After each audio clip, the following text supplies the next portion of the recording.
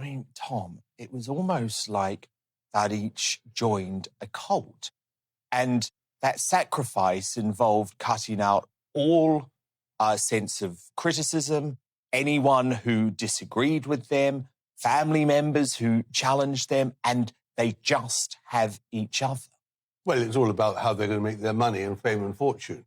It has nothing to do with the truth. I mean, those three programs were really suffering. After the second one, I really felt quite sick. It was an exercise of self-harm.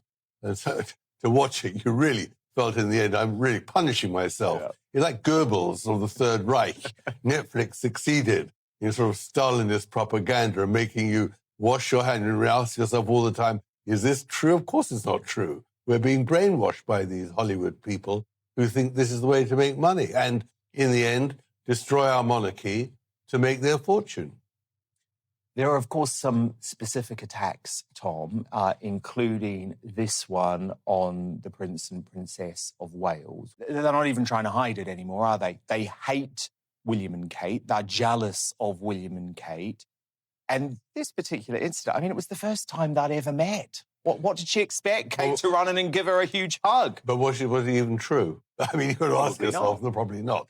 And this is from a woman who attacks her father mercilessly in the series, a man who she abandoned for months to the media and now presents her mother, Doria, speaking for the first time, telling outright lies about her ex-husband.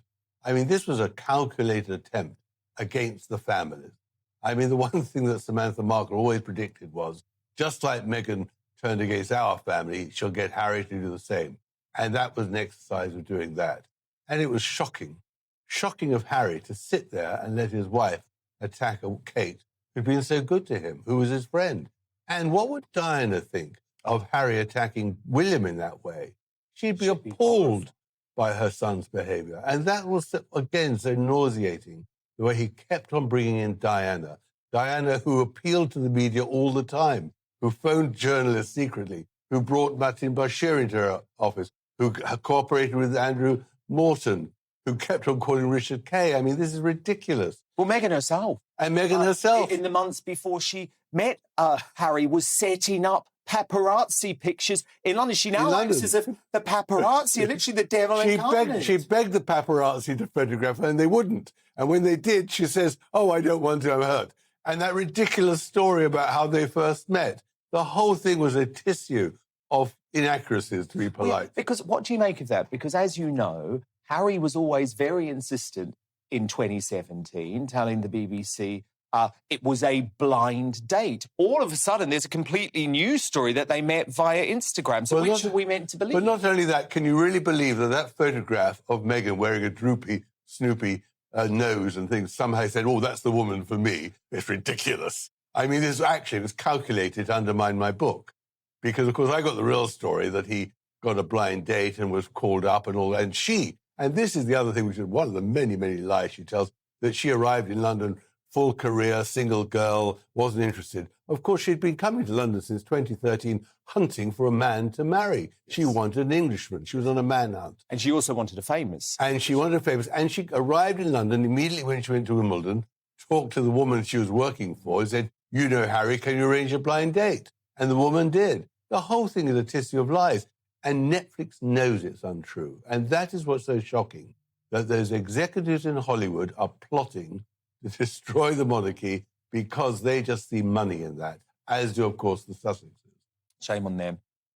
There was one really shocking moment, Tom, and this has been going viral throughout today, because I think it was one of the only moments, actually, where you got a sense of cracks starting to show between Harry and Meghan. So this is when Meghan really mocked our culture and the fact that she had to curtsy in front of the late Queen the first time she met her. Tom Bower, one of the most fearless royal biographers out there, has just called Meghan and Harry's Netflix docuseries nauseating.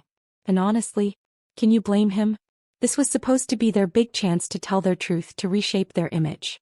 Instead, what did we get? 6 episodes of whining, finger-pointing, and endless self-pity. Let's be real, this wasn't a documentary. It was a glossy PR stunt dressed up as truth-telling. And the public? They saw right through it. Notice the pattern here, folks. Meghan and Harry never miss a chance to play the victim. According to them, everyone is the villain. The Queen, Prince William, King Charles, the press, even Harry's closest friends. And what's their solution? Blame, blame, and more blame. But as Tom Bower points out, there's something nauseating about watching two of the most privileged people in the world complain non-stop while cashing massive checks from Netflix. It's like they don't even realize how hypocritical it looks. Crying about privacy while simultaneously filming intimate home footage to sell to the world. Does that sound like integrity to you? And here's the kicker. Netflix didn't even get what they paid for. Remember, this was a $100 million deal. For what? A docuseries that tanked in credibility, mocked by the media, and only reinforced what people already thought. Meghan and Harry are addicted to playing the martyr card. When even your own backers start doubting you, that's when you know the narrative is collapsing. She's taking the piss out of the Queen. Taking the piss. And what worse than that, because there's no way. In her original description of the curtsy, it was a small curtsy in Windsor Park. The idea that she bent down like that is just ludicrous. But, she's hamming it up. She's a third-rate actress. She can't do proper acting even. So that's why she's doing it. Really, Dan, what was the worst part really is not that in the press. It was that they cast every white man and woman in Britain as racist. Everyone is racist. And every Brexit voter is racist. Is doubly racist. And somehow, that is what really stank. I mean, you going on and on about the racism of the tabloids, but only one example, one sentence on an online thing, but no other examples. And then go on and on that if we've got a white skin, we're clearly racist. I found that a very objectionable. Well, indeed, Tom. And actually, the only specific example of racism that Meghan ever recalled in her own life was a despicable example where her mother, Doria, was called the N-word. That happened in Los Angeles. Exactly. Where Meghan was born. And by the way, also, all of the paparazzi pursuits of Harry and Meghan took place in either the US or Canada. None in the UK where they had protection. And not only that, it was never people who were employed. It was always freelancers. But Meghan's father, Thomas, told me explicitly throughout her childhood, throughout her life, even into Hollywood, she never experienced any racism.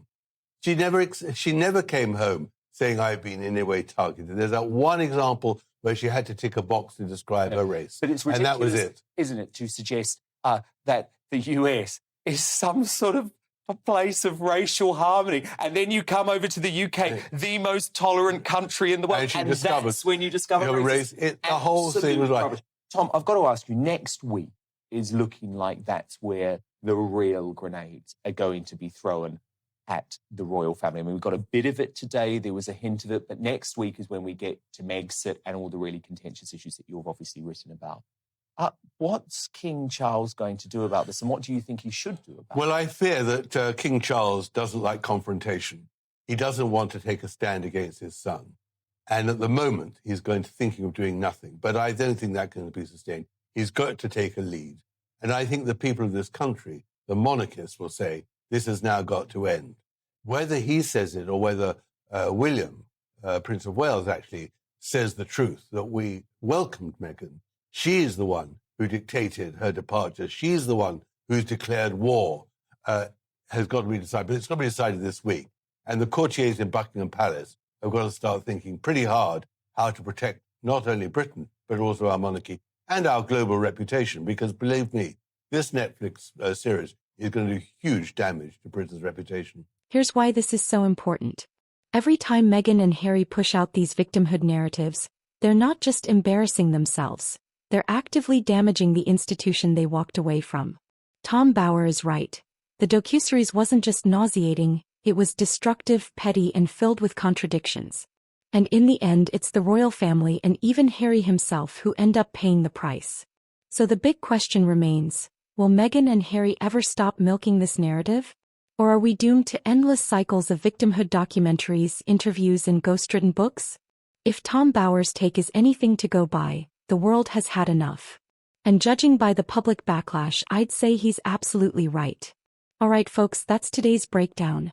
If you found this as nauseating as Tom Bower did, hit that like button, subscribe for more royal truth bombs, and drop a comment below.